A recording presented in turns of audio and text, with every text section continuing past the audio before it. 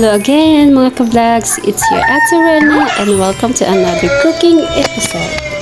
Sobrang init po ng panahon ngayon. Ewan ko lang po sa lugar nyo pero dito, hindi kinaya ng beauty ko. Charot, may beauty pa kaya. Kaya naman, we're cooking outdoors today.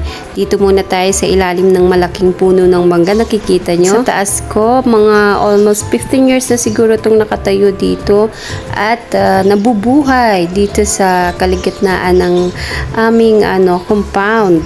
Kaya dito muna tayo sa ilalim ng malaking puno ng mangga para magpahangin. Kaya tara, samahan niyo uli ako Shoutout nga pala sa lahat ng matyagang nanunood at sumusuporta sa vlogs ko. Love you all! And for today's menu nga po, anong ulam?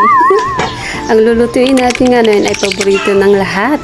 Tinulang manok na may kasamang sayote. Talaga sa tinulang manok ay papaya kasi matamis-tamis siya. Ayan. Syempre, nauna na po yung luya. Ito talaga ang nagbibigay ng kakaibang aroma at hang sa ating tinola.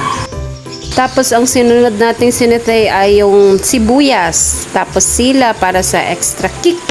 Siyempre, hayaan lang natin silang masutay hanggang sa lumabas na yung bango. Amoy pa lang, ulam na, diba?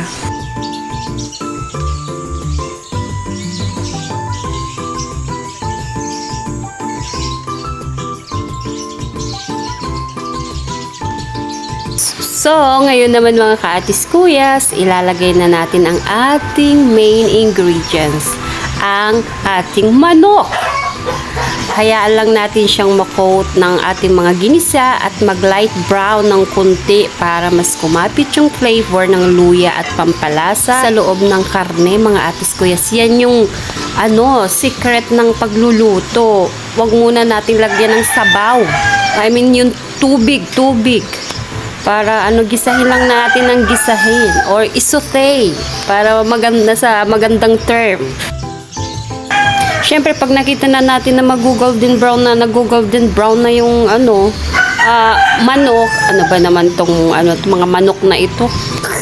Isama ko kayo dito sa niluluto ko. At dumating nga po yung aking pamangkin dito na pumalit kay Ate Ali. So, hindi ako nawawala ng pamangkin dito. Kahit saan po ako magpunta, mapabataan man, o mapabicol, o kahit saan, basta may pamangkin ako. Ako ang tinaguri ang tita ng Camarines Norte. So, balik tayo sa paghahalo at pagluluto. At i-add na po natin yung pampalasa na asin. So, kayo na po ang bahala kung dadamihan nyo o konti lang.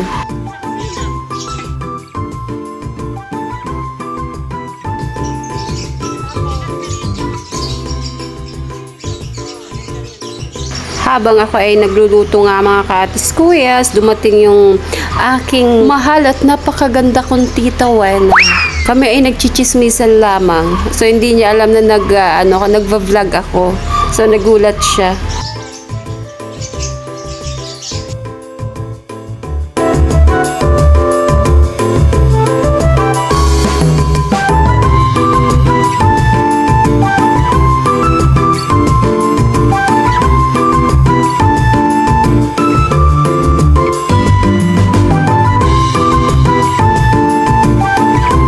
Po naigisa na natin ng maigi yung manok, ilalagay na natin yung star of the show today. Yan, ang sayote. Hindi kasi kumpleto ang tinola kapag walang ganito o kaya papaya. Sayang wala kasing papaya si ate. Hindi ko nga muna po nilalagyan ng tubig ito kasi gusto ko igisa din po yung sayote kasi yung manok naman po luto na siya. Kumbaga, lulutuin pa rin po natin kasama ng sayote. Tapos, alagay natin ng tubig pagkatapos natin halu-haluin ito. So, nakikita nyo naman na hinahalo ko ng hinahalo para yung manuot yung nilamnam doon sa manok at saka sa sayote ng mga ingredients na nilagay natin kanina. Para po mawala yung langsa ng manok baga po. At ito na nga po mga kaatis kuyas, bubuhusan na po natin ng tubig para sa ating sabaw. Pakuluin lang natin ito hanggang sa lumambot yung sayote po. Kasi yung karne po na manok ay okay naman na po. So isasabay lang po natin para mas lumambot yung karne. Tapos nilagay ko na rin po dyan yung sili. Hindi kasi pwedeng mawala ang dahon ng sili para sa tunay na tinola vibe. And of course mga kaatis kuyas, additional seasoning po tayo. Yan, isang kulo pa po, tapos kainan na. Pero titikman po muna ni Ate Rena yung una. Kasi nakakahiya naman kapag pinakain ko sa kanila na matabang o kaya maalat yung ano ko, niluto ko. So ako muna yung titikim bago ko ipakain sa kanila.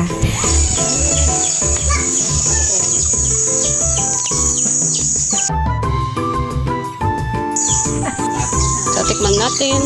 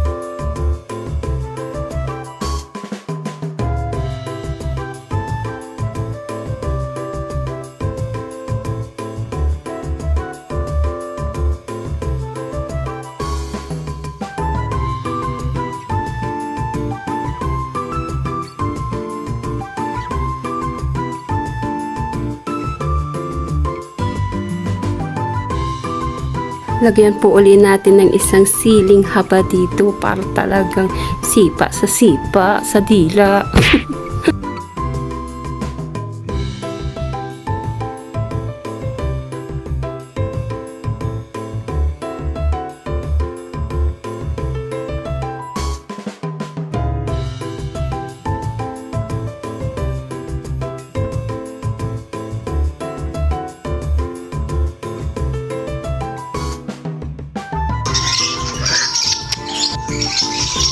Hello, may mga mangga. Sisimanay. Okay na agad.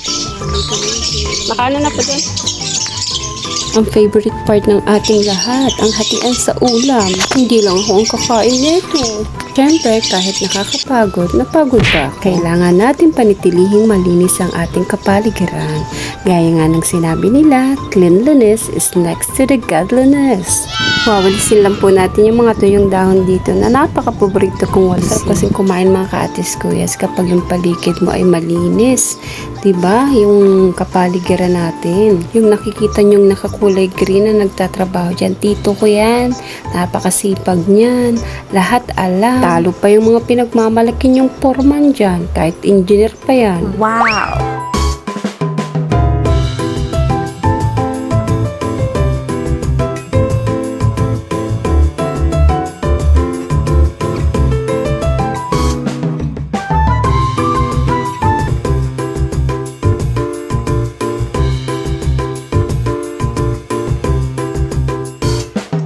Tapos na ang trabaho, tapos na ang paglilinis, oras na para sa pinakaabangan kainan.